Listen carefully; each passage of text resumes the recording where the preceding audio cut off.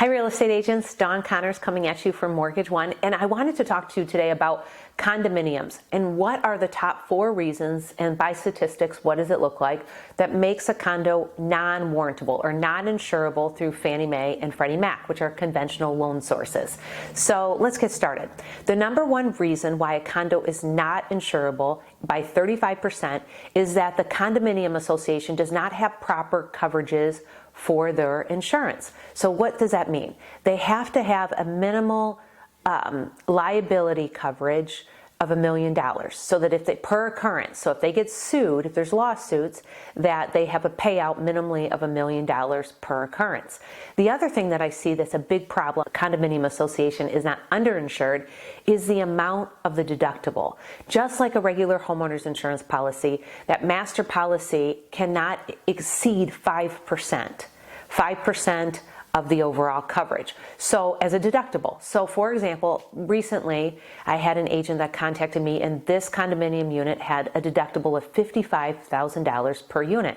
And given the condo's value and the number of units, the most that they could have in a deductible is $15,000.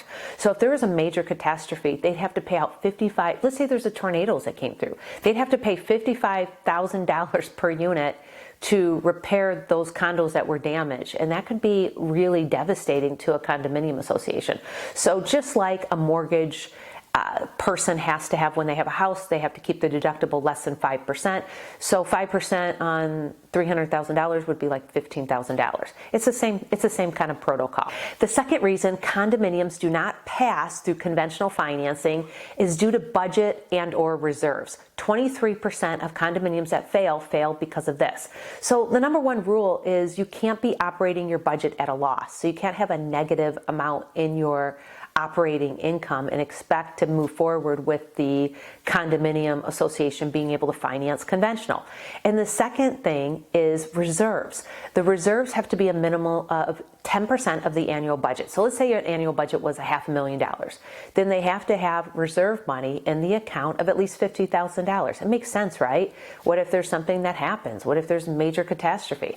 And the third reason is deferred maintenance. 16% of condominium associations either have critical maintenance that needs to be done or deferred maintenance. Things like gutters and downspouts and peeling paint and just like messes in these condominiums, and they haven't taken care of them. I saw one in Birmingham the other day that had like green moss growing on the side, and the gutters were falling down. It was like ridiculous.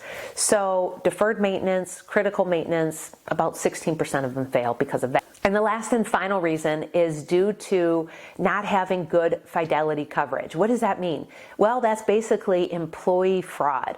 So if you have units of 20 or more, then you have to have a good fidelity coverage. And it's determined by, it's like a math problem. So it's determined by the amount of monthly HOA dues. So let's call it $250 times 3, and then times the number of units in the condominium complex. So let's say 400 units. Well, then the association has to have at least $300,000 to $350,000 of fidelity coverage for employee lying or for fraud. And so that's pretty important, right? Because there are employees in associations, and they do embezzle and they do fraud and they do make mistakes.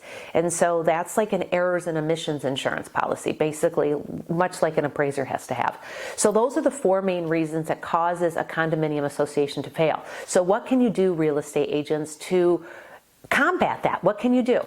Number 1, inform the condo associations, the presidents, the boards of what is needed. You could really become an expert. And number 2, get a condo questionnaire completed as soon as possible. If you're listing the house, I'd recommend having your seller provide a condo questionnaire in advance and provide it to potential buyers along with bylaws and a master policy.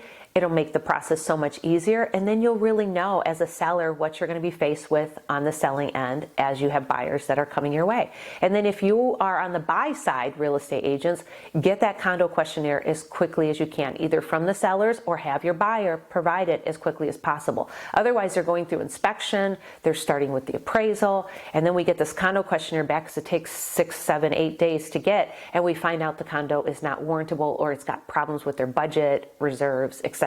This is Dawn Connors at Mortgage One, providing you fantastic mortgage solutions.